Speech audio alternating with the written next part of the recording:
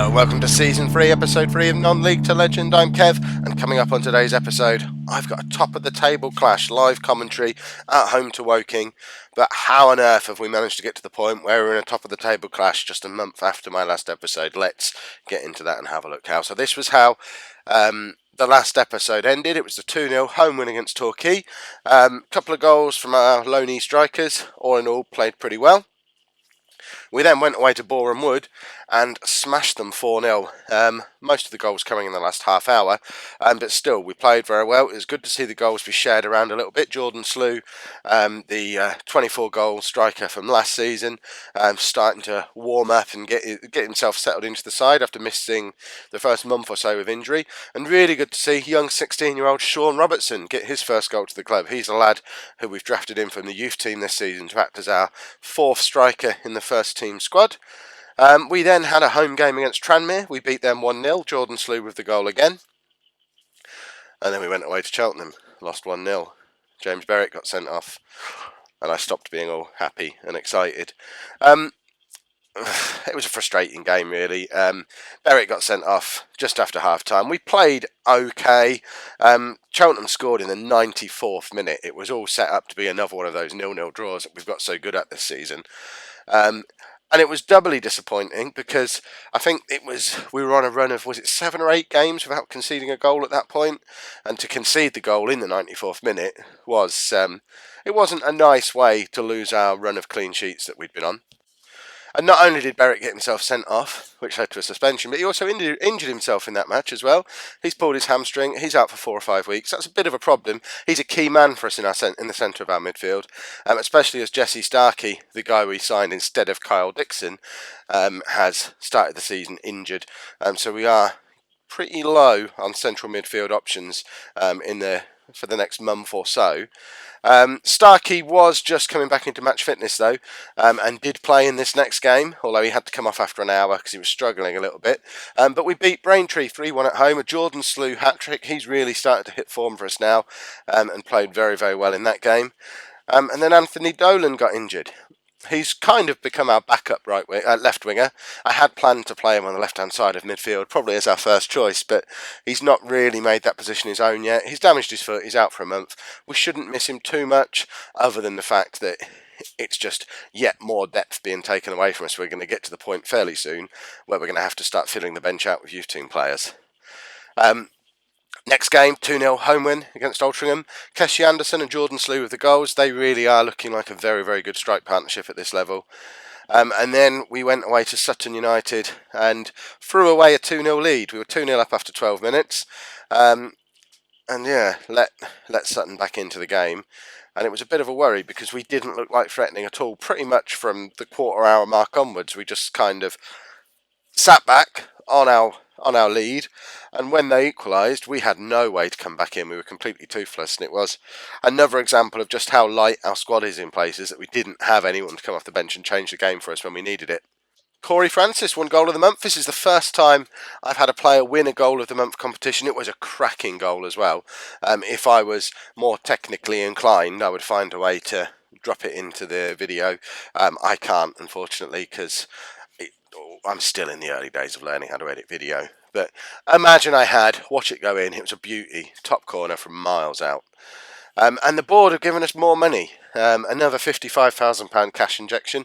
I think that brings it up to £165,000 they've pumped into the club since I was manager, and we're still £150,000 overdrawn. That's gone up by £100,000 in the last month. This club is in serious financial trouble. The projection has got even worse. We're now projected to be over £1.3 million in debt by the end of the season. That's with the extra investment from the board as well. And 3 seasons down the line, it's looking at being a debt of £3.7 million. Something tells me this isn't going to be a long-term club for me because financial problems are very much on the horizon. We need a good season this season to propel me onto a bigger and better job, or else I'm going to get caught up in all this, and that's not going to end well for me. The board starting to come around to my way of thinking. They're pleased with my performance so far. They especially like the signing of Keshi Anderson. They're a little bit disappointed with the defeat against Cheltenham. I was a bit disappointed with that as well, so I'll agree with them there. And then we played this game as well away to Eastleigh. I did have this penciled in to be the live com for today's episode, but decided to just play this one offline and have the top of the table clash as the live com. So we went away to Eastleigh, we beat them 3-0. Again, Slew and Anderson getting the goals. We're going to be in trouble if either of those players get injured, but at the moment they're probably the most feared strike partnership in the conference, which is a very nice thing to have at our club. And that's where we stand going into today's game against Woking. I mean, they are 6 points clear at the top of the table. They've won their last 5 games. They are the form team of the division. They're playing very, very well. But we're second, and we're comfortably second at the moment. We're 3 points clear of Macclesfield in third. And if we, by some chance, can pull a win out against Woking today, it suddenly becomes a bit more of a two-horse race at the top of the league there. And if we can carry on improving the way we have been recently and cut out some of the sloppy results like the Cheltenham game, I'm starting to think we've got an outside chance of pushing for automatic promotion. And certainly at this point, I would be surprised if we didn't qualify for the playoffs, which was the target the board have set me. So the team we are playing today, it's pretty much the only team we're able to play if we get to that screen. This is our first choice side. So we're going to have Elliott, Parish in goal, a back four of Nolan, Lowe, Brockbank and Smith. Conroy hasn't really broken back into the team since that first day of the season when he started ahead of Brockbank, and that is a very settled back four for us now. Well, back five including Parish, and they were responsible for that long run of games without conceding a goal. Midfield of Ryan Lloyd, who has really established himself there ahead of Dolan, and with Dolan injured, he's now going to get a good run of games as the wide midfielder. Starkey, who's come in for Berwick's, playing very well as the advanced playmaker, and that's pushed Corey Francis across the ball-winning midfielder, and that's where he scored his amazing goal from outside the area from. And Matt Breeze, still playing very well as our right winger. Still providing lots of crosses to the two men up front. And they, of course, are Jordan Slew and Keshi Anderson. On the bench, we've got Ainsley Pears, who I was calling Piers, and then I realised I've seen the word pair before, and it probably is Pears. Dion Conroy, Jimmy Lee, and then the two strikers, Emil Rees and Sean Robertson, the 16-year-old. But let's start this match. Fingers crossed we can beat Woking. We are at home. We are the favourites as well, which is a little bit surprising. With Woking in such good form, and us being a little bit hit and miss as this team gets used to playing together. But certainly take me in favourites against a team like Woking. It means we're well thought of, which makes it that bit more likely someone's going to come in and offer me a job in the Football League, which is what we're all looking for. As I mentioned on my last video, I am very much working as a team with my assistant manager this season and applying a lot of the changes he suggested to me mid-match. It seems to be working for us so far. I'm sure you'll tell me in the comments why that's a really bad idea. But at the moment, we're second in the league, so I'm happy with that. I think with the size of the squad we've got, we're doing pretty well to be where we are. We're being overrun in midfield at the moment. There's not a lot we can do about that. They're playing with 5 in midfield. We've only got 4. And I think...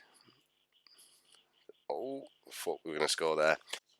And I think we would be a much less of a threat if we sacrificed one of our strikers to go to 5 in midfield. And I just have never found any combination of 3-5-2, 5-3-2 a winning system for me. So we're just going to have to sacrifice a little bit of midfield. But to be honest, we're 60% possession after half an hour, and we've created more chances than them. So if we are being overrun in midfield, it certainly doesn't seem to be affecting who's got the lion's share of the possession and the chances in this match so far. Really, we should probably be 1-0 up going into half-time. It's a shame that we're not, and we might come to regret that. Oh, we could have scored there as well. Anderson, that's our second clear-cut chance. We really do need to get a goal here, or it's going to be one of those cliche situations where we've controlled the game, we've done really well, but we haven't scored when we've played well.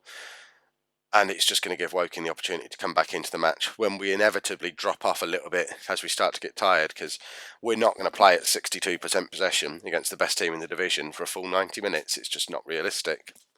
Alright, yep, let's tell them. The match is there for the taking. It is if we move quickly. I don't think it's going to be a game where we score in the 85th minute. I think if we're going to do well, we need to get our goals now, because I think if there's going to be a late goal, it's going to go Woking's way, because as the game goes on, we start to think less and less that we're likely to be able to beat them, and they're such a good side. That didn't make a lot of sense. I was kind of watching what they were doing whilst talking nonsense, and I realise I'm still doing it now. So let's get back to commentating on a football match rather than trying to sound intelligent. So we're struggling to get the ball here. We just can't close them down. But Brockbank's won it back there. Breeze has come very deep to win the ball, and we've completely lost our midfield shape there. We were all over the place, and it has cost us. Francis is supposed to be our ball-winning midfielder and was almost out on the right wing. Our winger, Breeze, was tucked inside very deep, doing a clearing header that didn't really go anywhere. And we didn't have much else of a midfield on the pitch. And it's really cost us. There's no one tracking their player making the run. They've actually got two players making runs through that we're not tracking. And that was just really poor defending.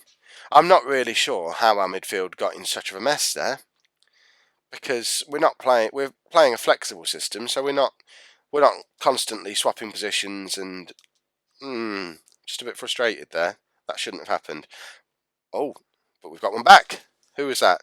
Jordan Slew, his 8th goal of the season. I think both him and Anderson are both on 8 goals now, which is particularly impressive for Slew because he's missed a month already, so it's been playing catch-up. But he is just so good in the air, and a very good finisher as well. And that's 1-1. And it shows what I know about football analysis, because this isn't any of the scenarios I was talking about. We're now 1-1, an hour in, and it's probably anybody's game. We're still dominating things. And can we score here? I think that was probably another clear-cut chance. We've scored quite a difficult chance, so we're not scoring any of the easy stuff that's being presented to us. And when we've got such a good pair of strikers, it is confusing. Anderson's not having a good game at all, so let's bring Emil Rees on for him. And then, see, we don't have options. That's the big problem. Do I bring Jimmy Lee on for Matt Breeze? I think perhaps just for fresh legs. It does seem mad taking off potentially our 2 best players of the season so far and a main goal threat, Breeze to Anderson. Certainly until Slew came back into the side, that was how we scored goals. But neither of them are on the pitch now. We'll see if Lee can create anything. But he's put it out to Nolan, to Slew, and I'm a tactical genius. I wish. But Jimmy Lee was involved in that. Across from Nolan, and Slew again showing just how deadly he is. I think this is a header. Oh no, it's a volley. Probably could have headed it, but either way, with players like him and Anderson, and possibly Rees as well, although he's not shown it yet, but with players like that getting on the end of our crosses, we are just very, very dangerous. And now we need to close this game down somehow. And this is where I start to struggle. I know we've gone a long way without conceding goals. And we are, apart from that one game where we conceded 4, I forget who it was against, but on the whole this season we have been tight defensively. I'm still not comfortable going to counter and closing down games. And Jordan Slew is making it so that we don't even have to. That's a hat-trick, and that is fantastic. Really, really happy with that. And again, it's come from across. We're playing, I mean, this isn't really my style of football, but I'm having to work with the players I've got available to me, and I've got a big 6'3" striker who's good in the air, and some good wide men. So as much as I'd like to be playing tiki-taka and beautiful passing and looking like the Barcelona of the non-league, we're going to do this, and we're going to keep winning matches. That's the plan. So let's bring Dion Conroy on. He can come on for Keith Lowe. And I think we might go to counter as well. So yeah, let's go to counter, and we're going to switch to a bit more structured as well. And hopefully just close this game down. This is where we let them back in by going to counter, which is always my fear. And Lee's cleared the ball well to Rees, who's found Lloyd. Starkey now. Rees, can he feeds it back to Starkey. Starkey slots it through to Slew, but Slew loses the ball. But Rees now out to Lloyd, and now Jimmy Lee has made it 4-1. This is 4-1 against the best team in the division, by the way. We're still at 60% possession. We've had 22 shots, 6 clear-cut chances. Woking were on a massive winning streak before this match. We could actually win this division. If we can keep these players fit, we have a cracking team.